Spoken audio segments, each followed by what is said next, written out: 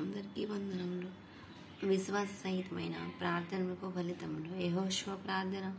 24 గంటలు ప్రార్థించగా సూర్యుడు ఆగిపోయిన. యెహోషువ గ్రంథం 10వ అధ్యాయం 12వ వచనం. ఎలీషా ప్రార్థించగా షూనేమీరాల కుమారుడు కలిగిన. 2వ రాజులు 4వ అధ్యాయం 32వ వచనం.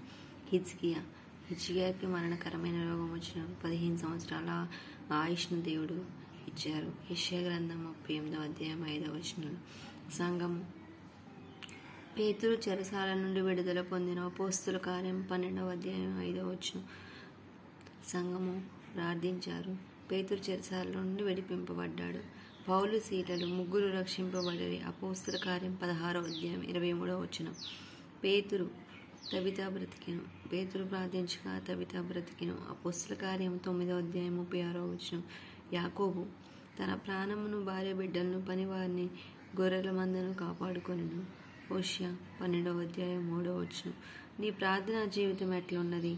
యెహోషువ, ఎలీషా, హిజ్కియా, పౌలు, సీలలు, పేతురు, యాకోబు ఇలా వారి ప్రార్థన ఫలితాలను పొందుకున్నారు. నా జీవితాల్లో ప్రార్థన ఫలితం ఎలా ఉందో ఆలోచించుకో.